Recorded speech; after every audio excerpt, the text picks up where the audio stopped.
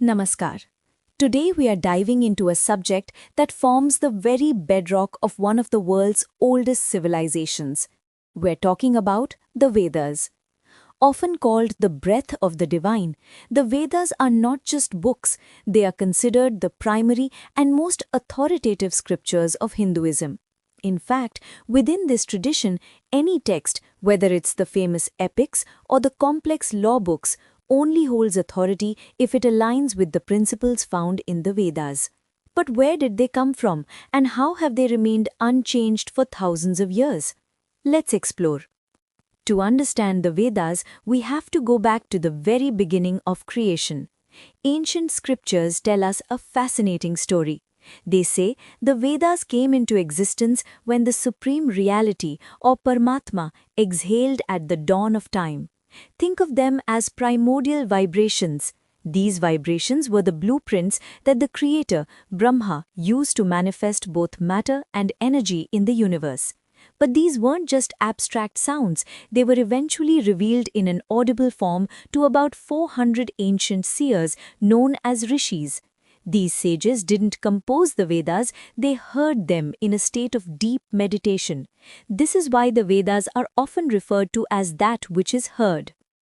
To the Great Division by Vyasa Maharshi. Originally, the Vedic corpus was a single massive body of knowledge. But as time moved forward, a great sage named Vyasa Maharshi realized that humanity was changing. He foresaw the coming of the Kali Yuga, our current age, where he expected that human intellectual capacity and memory would decline. He knew that very few people would be able to master the entire Veda. So with great foresight, he divided the single corpus into 4 distinct parts: the Rig Veda, Yajur Veda, Sama Veda, and Atharva Veda. He didn't just split them randomly, he organized them based on how the mantras would be used during a yajna or a sacred ritual. This made the wisdom accessible and practical for the generations to follow. Now, you might wonder, how can something so ancient remain accurate today? This is perhaps the most incredible part of the story. For millennia, the Vedas were preserved through an unbroken oral tradition called the Guru-Shishya Parampara, the teacher-disciple lineage. Students would listen to their teacher and repeat the chants with exact precision, following a meticulously designed curriculum. This isn't just about the words, it's about the swaras, or the specific musical notes and intonations. Interestingly, modern research in fields like astronomy has actually corroborated many of the Vedic principles, proving that this oral transmission was incredibly accurate.